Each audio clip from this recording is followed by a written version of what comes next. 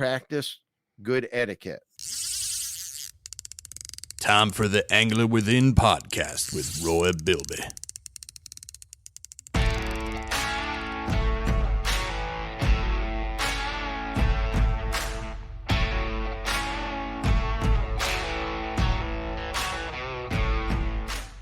I want to talk about the turkey season that I wrapped up. And May 7th, I got the first bird, just over 18 and a half pounds. 10 days later, May 17th, I dropped a 21-pound bird, 9.5-inch beard, 1-inch spurs, just got both birds tagged out mid-month, and I could sleep until 5. It was glorious. So I thought, I promised a 16-year-old who's working on he just turned 16, been taking him fishing since he was 8 years old. He wants his first turkey. So I was up 3:30, 3 more mornings, and I took him out. We got a bird close, but it was a hen. We just never got a tom, and he's got him on his property. And then I wake up this morning, we had the windows open last night because it was cool, and there's a tom in the field right across the road from our house, gobbled 10 times this morning at 5:30. And I can't do anything about it except enjoy it. But I did have a wonderful turkey season, a lot of early mornings, a lot of encounters, and 2 really, really good birds. And a shout out to my daughter-in-law to be, Amanda. She has shot 3 jakes that my son has called in for her. And just a few days ago, she dropped a tom, her first one. I believe I had a 9.5-inch beard, 1-inch birds, almost identical to my bird, except for the weight was a little bit lighter. But she got her first 2-year-old bird, her first mature tom, and good for her. They're getting married in September, and we're anxious. We're looking forward to that. So my daughter-in-law to be. You are going to be crying more than the bride when your son goes up there. I'm an emotional wreck at weddings. I bet. I'll admit it. I'll admit it. I bet. I wear my heart on my sleeve. You do in general. Many things. Yeah. Yeah. I mean, I'm picking obviously, but I'm acknowledging and I'm appreciating that you are like that. You know, that's who I am. I can't change it. I can't hide it. I don't try to because you don't. Well, there's no use in trying to hide that. You're not gonna contain that now. I fail miserably when I try. But it goes to the passion that I have. Yeah. The love that I have for family. It's good. And for all the things that I'm involved in. That's why I do them. Yep. You know? No, it's good. So, and we talked a little bit, a few episodes back about crappie and bluegill. And I have been hammering. Started with the crappie. And the 17th, when I shot that big tom with a dear friend of mine I spent a lot of time with in the woods and on the water. He's got access to 600 acres, and I can go on it as long as he's with me. And he was tagged out by the 3rd day, as per usual. And he's like, he'd been going back just to look at the birds and listen. He says, I don't know why I've been doing that. I said, yeah, I do. He goes, yeah, I do. He goes, it's a sickness. But he said, if you want to go over there, I said, these birds here have been giving me fits. I zig, they zag. So yeah, I've been wanting to go over there just for one day and give it a run. It was a foggy morning. They weren't talking at all, but we did some soft tree calls. And then out of the blue, this bird he gobbled 3 times, and I took him at 30 yards. So I said, hey, that was at 6:13 a.m. And I said, we got the whole day left. That's the great thing about turkey hunting. You want to do some crappie fishing? He says, yeah.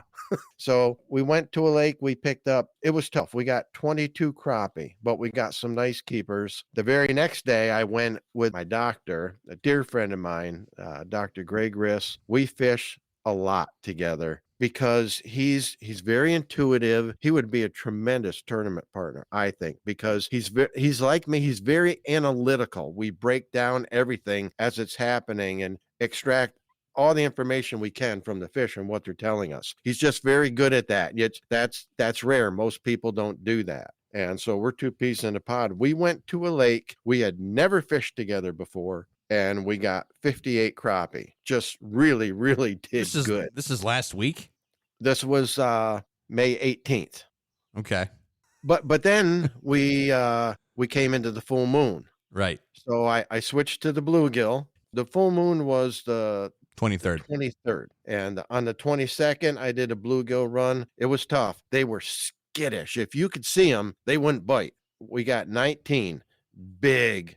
I mean, this lake, you can hardly get your hand around them. And then I didn't fish on the 23rd, but on the 24th and 25th, I did. The 24th, I caught 45 with another guy at a lake I fish a lot that's also known for bluegill you cannot get your hand around. And then on the 25th, I went back with my doctor, Greg Riss, again to a lake I fished once 16 years ago. I had to look it up on a map in order to find it. It's in Otsego County, way up on top of the mountain.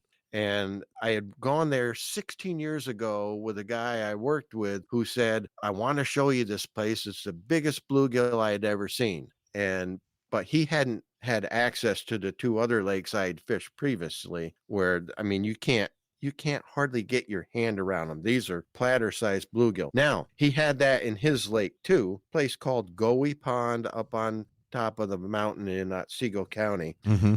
Greg and I had never fished it together. I fished it once 16 years ago, didn't even remember how to get back to it. We went up there, and at the launch, putting the boat in, all we saw was these little tiny bluegill all over the place. And I thought, yeah, things have changed a lot in 16 years. Not totally the case. We did find, and I did a Instagram post on this showing the size of the fish we were catching and a colony of beds. Having never fished it together before, and me not having seen it in 16 years and had only fished it once previously, we fished half that lake. We whacked 95 bluegills that day in 5.5 hours. 95. And did not keep 95. I have no interest in cleaning that many bluegill. We kept just over 20 big, huge platter-size bluegill. And then I went out yesterday, since the full moon run is done. I went out yesterday for crappie, and I hit one spot. They move around all the time. I went to where my turkey partner and I had caught a bunch of them, and they weren't there. So I just kept looking, and in front of this one beaver lodge, they love wood, I anchored down, and I caught 73 crappie off one spot in an hour and a half. It was crazy. So that brings us up to date on turkey season, bluegill and crappie. And one last thing, I said I would break 36,000 bass caught and released in the month of May. And I got 3 days left, and I need 38 to break 36,000. So after we're done recording, I'm probably going to go out and try to close the door on that. If not, I do have a bass boat trip with a student from the bass club from the college tomorrow, and we'll get it done between the 2 days. I will break 36,000, and I'll update that on my next Instagram post and our next recording. Well, good. But we want to pick up where we left off with tournament do's and don'ts, etiquette, all that stuff. I only covered a couple points in the first installment, and we want to keep. We didn't chit chat about my weekend. Well, tell me. Well, do you want to hear it? You seem awfully ready to go into your stuff. No, talk about your weekend. It'll be fast. It'll be fast. Because I didn't catch anything, so it'll be a fast story. Back on Honeoye Lake. Over at Honeoye, I was actually on Canadice Lake. I was staying in Honeoye, but I went to Canadice Lake. And Canadice Lake has a zebra mussel issue, and the water is exceptionally clear. Yep. And the weed growth has come back. Yeah. Yes, it has. And 25 feet down, you can see, we weren't in that deep of water, but we were on the shore. Saw a lot of beautiful fish, watched a lot of bass follow and reject. And because I think that there was clear water too. If you can see the fish, they can see you. Yeah, is that safe to say? Exactly. Bingo. Right. So there was that. Saw about a 20-inch brown trout cruising along the shore. That was pretty neat. And want to give a shout out to Doc's Bait and Tackle in Honeoye. Roy, the return of the old school bait shop. But this one's stocked to the gills, because out there you've got the closest Bass Pro would be Auburn, which is like an hour and a half away. Yeah. Same with me out here. I can't get Yamamoto Senkos at Walmart. So I got to stock up whenever I go to an actual, reputable fishing store to do so. So Like the Bass Pro Shops in Utica. Plug. right, which I do go there when I can. Yeah, me too. So, but when I was out in the middle of nowhere, this guy does a good job. A lot of people are relying on him for what they can't get out for. Yeah. God, I spent $100 without even blinking an eye in that place. That's so easy to do. And got a hat to boot. Shout out to Yeah, you Doc's sent Bait me and Tackle. pictures of you cleaned house. That's a pretty good run for $100, right? Yeah, no kidding. You cleaned house. You're going to go through those on your lake, though. I will, but I did also get the rubber bands for when I rig wacky now. So now O-rings. the O-rings, yeah. So they'll O-ring and the O-wacky tool. I've showed that to a lot of people at doing seminars at Bass Pro. That tool's it's amazing great. how many people don't know about that trick. And for any listeners what are you guys talking about? If you use a Senko and you wacky rig it in the center, when you put the hook through, the plastics in these are impregnated with salt. I really think in some cases that makes the plastic a little bit softer. The Senkos tear real easy. And if you wacky rig them, which is with a hook in the center, they, after a few fish, it's pretty well shot. Well, there's a way of preserving that, yet maintaining that subtle falling action. It's, you put an O-ring, there's a tool for it. It's like the bottom half of a ballpoint pen. It's an aluminum tube that it's narrow at the bottom and gets wider at the top, just wide enough to slide a Senko in. And it's got O-rings on the narrow part, and you just roll one up to the edge of that tube, slide your Senko in halfway, and then just roll the O-ring off onto the Senko. And then when you put your hook underneath the O-ring, and it doesn't penetrate the Senko, so it doesn't tear it. You can catch a lot more fish on a wacky rig Senko when it's rigged with that O-ring because the hook never goes through the plastic. However, if you get around super aggressive fish, I've had them grab that Senko and just rip the whole thing through the O-ring, and I get back an O-ring on my hook. Like, well, that one didn't work. But most of the time, that's not the case. Most of the time, law of averages, if you average it out, for the most part, your Senkos will last a lot longer if rigged with an O-ring because they don't tear. So yeah. I had seen them before and never really quite grasped the concept. So thanks for that explanation, Roy. I got one in each of my bass boats. I got one in my day box, and I think I still have 3 in a package on my pegboard. So I won't be without one. It's a real handy tool. But to pick up where we left off talking about tournaments and getting in over your head like I did, I want to move on to one of the questions that Steve Smith asked was, can you cover tournament etiquette, do's and don'ts? And I'd like to address that. The first piece of advice would be, if you join a club or if you sign up with an organization, be it regional, local, whatever, every club, every organization has their own rules. Study those, get a copy of them. It's easy to make a mistake if you don't know the rules. And every club is different. They each have their own set of rules. Some you can use in that, some you can't. You use one, you're disqualified. Most all tournaments have the same rules in regards to safety, where you need to have an operating kill switch on your boat. You have to wear a vest when the big motor's running, things like that. But study the rules, because every once in a while, they'll have something that another club or most organizations don't. And if you're not aware of it, you can make a mistake, get yourself disqualified without even knowing you did anything wrong.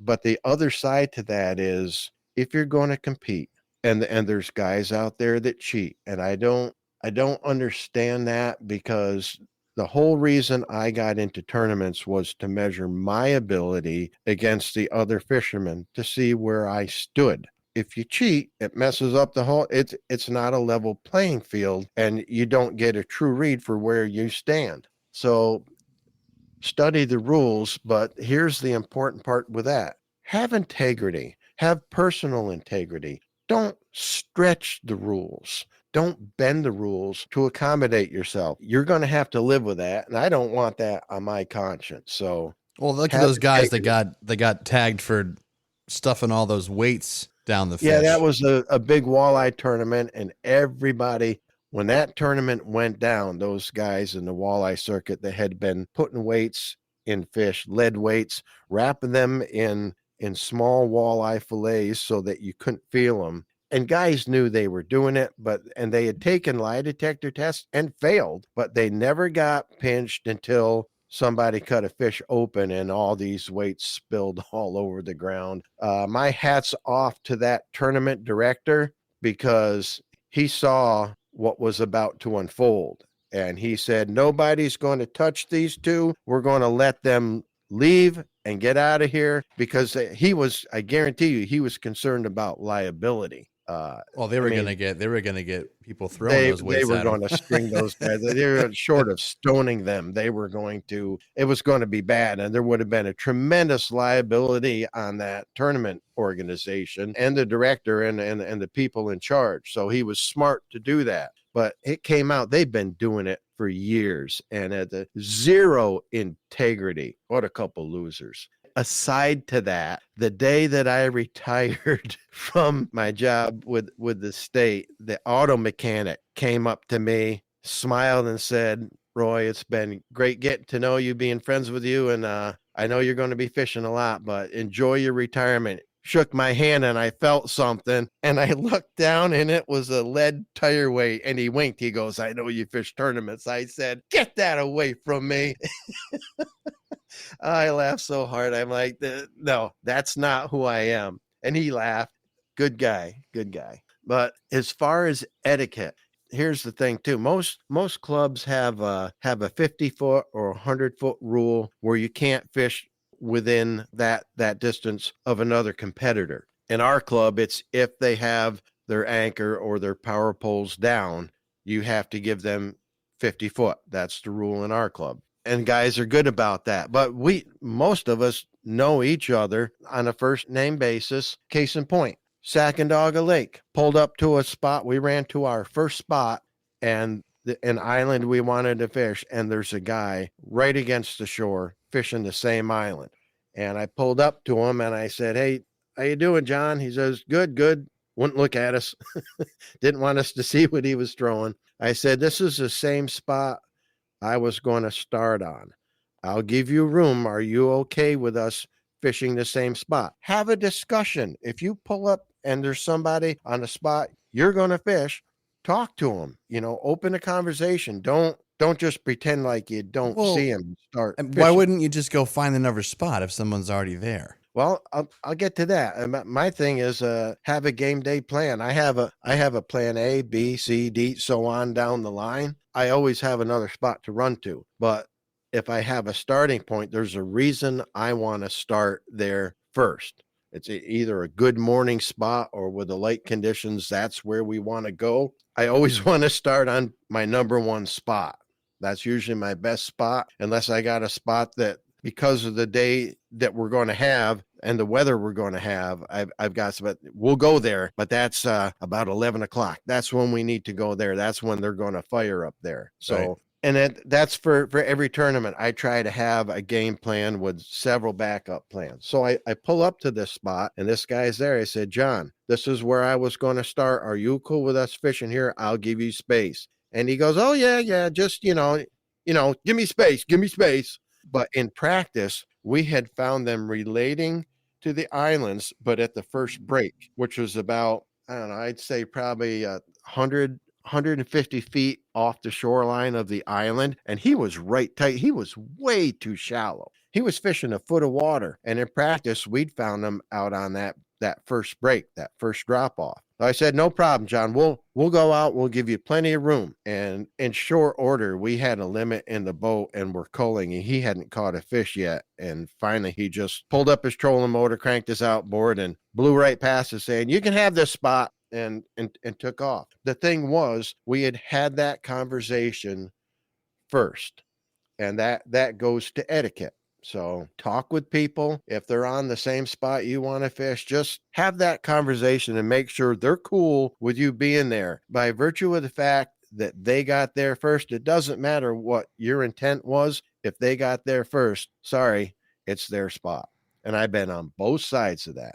But I've had guys move move right in. We fished a tournament on Saratoga Lake, and this is going back way back to the beginning days. This was that one tournament in 5 years when I first started that we finished 17th out of 147. We had done well. We were fishing up a creek and fishing a lily pad field, and we were catching and culling fish. And there was everybody else was on the other side. And we had a limit. We brought a fish in the boat, nice largemouth, weighed it, no help. I made the rookie mistake of releasing it in front of everybody, which automatically told them that was a good fish. They chucked it back. They got a good limit. Next thing I know, there's 4 boats right around us where we couldn't even cast. And that lacked total etiquette. That goes to those 4 other competitors. And I didn't even know who they were. It was such a big, almost 150 boat field. I didn't know who these guys were. And I was a newbie, and they're like, all right, we're fishing there. And they moved right in and cut off our water and everything. Total breach of etiquette. Nobody said anything to us. They just moved right on top of us, wouldn't look at us, and started trying to catch our fish. And that was not cool. I wouldn't do that. So if you're out there looking to start tournaments, don't do that. It's not cool. On the opposite end of that, fished a tournament, and this is fairly recent. This is like 2 years ago. Fished a tournament, and with a club, I think there was like 30, 35 boats in the field that day. And the spot I wanted to start on was a steep bank with a steep drop off. Great morning spot. I'd started on that spot before and caught limits. The fish just hang there. I get to this spot, and I like to go to the upper end and then come down through. Well, there was a boat had just pulled into that upper end, beat me to it by like 30 seconds. I told my partner, that's okay. Never mind. I'll do a U-E and go down, and I'll start at the bottom end of this. I mean, we're like 100 yards apart. And the rule in that club, again, is 50 foot. So we're 20 times that distance. My initial cast, I hook a keeper, get him in the boat, drop it in the live well. I said, that's why I wanted to start on this spot. Out of the blue, the guy from this other boat, 100 yards upriver, yells down to me, that where you're going to fish? And I said, actually, I was going to start right where you are, but you got there first. So I'm respecting that, and I'm coming all the way down to the bottom, and I'll fish it until we get about 50 feet apart, and then I'm good. He cops an attitude. He's like, oh, I wouldn't do that to anybody. That's all I'm saying. I wouldn't do that to anybody. I said, what are you talking about, man? We're 100 yards apart. Well, that's all I'm saying. I wouldn't do that to anybody. This guy would not drop it. Super obnoxious. And we were 100 yards apart. We're not crowding anybody. We're 20 times the distance in the club rules. I turned to my partner. I said, this guy's not going to drop it. However, we end up having a good day. I don't want anybody to protest at the end of this tournament. So let him have the spot. Let's go to plan B, which is what we did. And I didn't fire up and go blasting past that guy, shooting a big wake across his water. I idled 100 yards. And when we went past him, he turned his back and wouldn't look at us.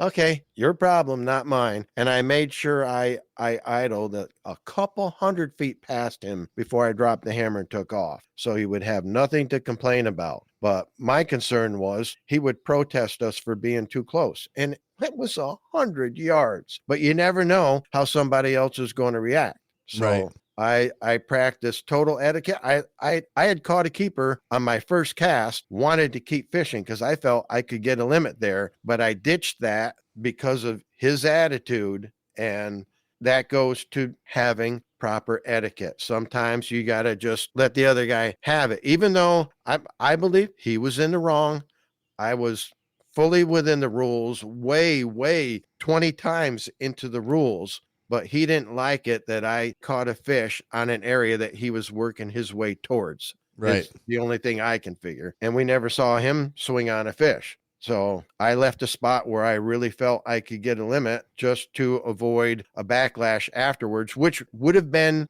a lie would have been incorrect. If he had chose to protest us, we were right and he was wrong. But anyway, that goes to etiquette. I left it to him, and that's all well and good. Little bit of drama out there, huh? Oh, there is sometimes. I've seen stuff go almost to a fist fight. I'm like, good grief, people, guys get upset over stuff. Testosterone builds and my fish, your fish, all that. In my club, we know each other. We'll share water and we're good with that. But that's not every club. If you go into these big regional events where you know a few guys, but you don't know most of the guys, you got to practice good etiquette. Yeah. And that's a conscience call a lot of times, but don't do something to another angler that you wouldn't want to have them do to you. That's the best way to put it. Practice the golden rule. Etiquette is a lot heavily influenced by the golden rule. But one thing that I have is this has been the hardest thing for me to do in tournaments, and I think a lot of guys can relate to this. We talk about fishing memories or fishing history. And if you don't know what that is, if you've got a lake that you got a spot where you won a tournament on, the very next time you go to that lake for a tournament, it's very hard to fight the urge to go there because you won there last time. Go check it when you pre-fish, when you practice, go check it. But the hardest thing for me to do, because I have so much history on so many bodies of the water that we fish, it's hard to approach it like a brand new fishery. And that is the best approach for a tournament. Every day is new. There's no 2 days identical. Now, granted, you're going to have some spots on lakes that consistently produce. That's a little different from fishing history or memories.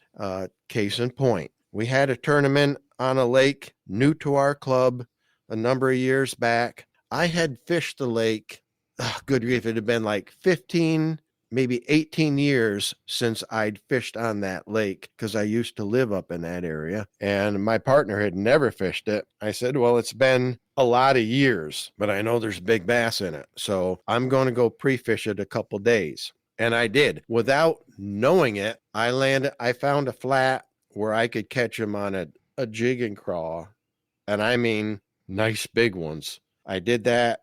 The first day I pre-fished it with a friend, and then my partner came up and pre-fished it with us, and we went back to that flat and we caught good ones. I had no idea it was a community hole. I didn't know that. I just found it on my own and was told later that's a community hole. It's one of the best spots on the lake. Well, that's where we concentrated for the tournament, and in that tournament we had it to ourselves for some reason. My partner and I, we won that tournament, and we set a new club record for the highest winning weight in a tournament. We had, and this is upstate New York, so you keep that in mind. We had a bag that was 5 largemouth that was 20 pounds and 20.25, I believe it was 20.24, 0.25. It was 20 and a quarter pounds.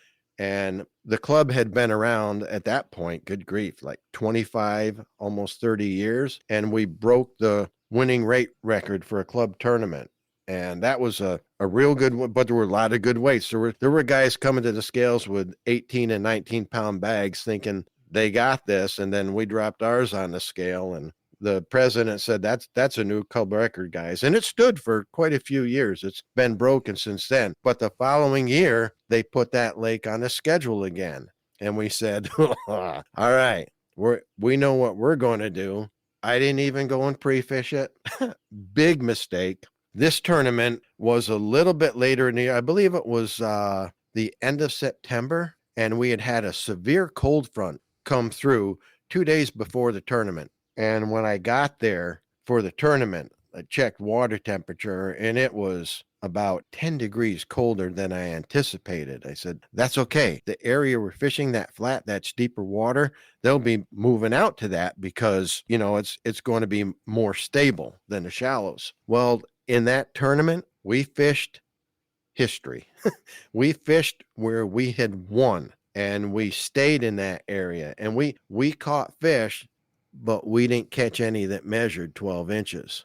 We came in with an empty bag. We didn't weigh in a single fish. People thought we were sandbagging. Like, where's your fish? We caught fish, but we didn't get any keepers. They're like, yeah, right. You wait until everybody weigh in to drop your big bag. I said, I wish.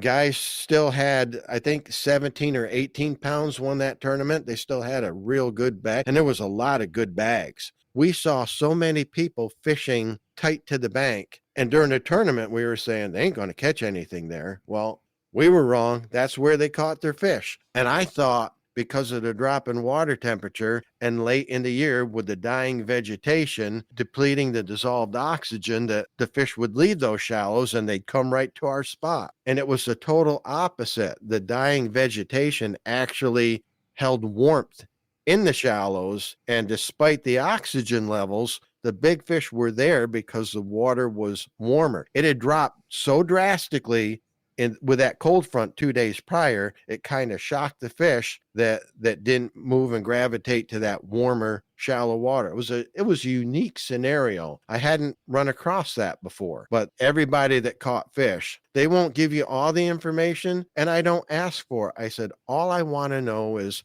how deep you caught your fish. I don't want to know where. I don't want to know around what. I don't care what you were throwing. What did I miss? How deep did you catch them? And they're all like 2 feet or less. I'm like, I totally discounted that. They're like, yeah, well, that's how we caught them. And that was consistent.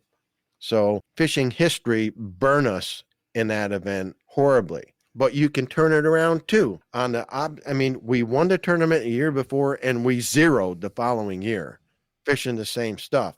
But we also had a tournament on the Mohawk River out of St. Johnsville where it was in the fall of the year. I forget the year, but that was the only other tournament we fished where we didn't weigh in a keeper. That happened twice over the 14 years we were partners. We were the guys who always got a limit. And when we came in with no fish, people were like, you guys always get a limit. They're sandbagging. They got a big sack again. I'm like, no, we caught fish, but no keepers. And that was a horrible event for us. We just couldn't get anything together.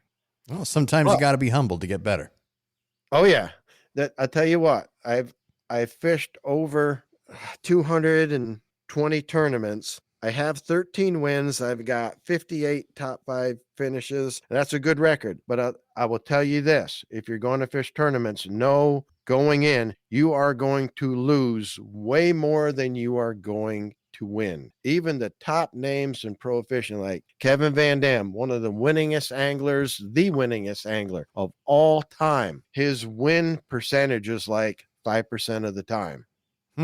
And that's the hard reality. One guy's going to win. Everybody else is going to lose. Oh yeah. Second place, first loser is what most people say. I'm happy. I am thrilled to place. I prefer to win. Everybody does. There's nobody out there fishing tournaments, despite what they tell you. And I've heard guys say, I don't do this to win. I just like to fish. I'm like, all right. I call total BS on that. There's nobody paying an entry fee to compete unless they think they can win. You can fish for free as much as you want without paying an entry fee. If you're plunking down an entry fee, it's because you believe you can win and you hope you will, and you're going to get a return on your entry fee investment. Right. So when people say, well, I just do this because I like being around the guys and I like to fish. BS. You can do that without paying an entry fee every day. So what are we getting into in part 3? Tease me. That's going to be a surprise. Oh, okay. That's going to be a surprise. I want to finish that Mohawk tournament. Sorry. I don't mean to rush you. I'm sorry. We get off track easily. There's so much ground to cover. So much water to cover. We fished this tournament on the Mohawk River. Didn't catch a fish that measured, came in 0 fish to weigh in, watched the guys win, shook their hand. First, second, third place, we shook all their hands, didn't even ask questions. We went back the following year, same pool, we won the tournament easily. So, I've been on both ends of that spectrum where you win, go back and 0, or where you 0 and you go back and you win. A lot of tournament memories, still competing. Can't wait to get going this year. Hopefully get another win in the box and go from there. Part 3 will close out tournament do's and don'ts and rules of etiquette and stuff like that. But I hope it's helpful to the guys, I mean, especially to Steve who asked for this. And like I said, I can talk about tournaments till I run out of air. I just love to compete. I love to fish. I'm passionate about it. And when I'm on the water, I feel like I'm in my zone. But when it's a tournament, when you have paid money to compete and measure yourself against everybody else in the field, the difference is, and this is still true to this day, I've been doing tournaments over 30 years. Every strike is electric. It's just a whole different level when you're competing. Mm-hmm. And the camaraderie with the guys that you know, and you learn a lot. And it's in my blood. Can't stop doing it. And I love it. So That's okay. There it is. Good deal. All right. You finished your thought on Mohawk. Yeah, for the most part. As always, if you have any questions for us, comments, or concerns, give us a ring over at anglerwithinpodcast@gmail.com, or, which is what is happening more often, hit up Roy directly, slide into his DMs, and ask him there at Roy Bilby, all lowercase, on Instagram. I'm getting comments through Instagram, instant messages, texts from friends every single week, commenting just positive feedback about this podcast. It humbles me, and I'll tell you what, I appreciate every comment. Everything has been so positive. I appreciate it tremendously. Glad you're enjoying it. Every week, I promise I will do my best to help you tap into your angler within.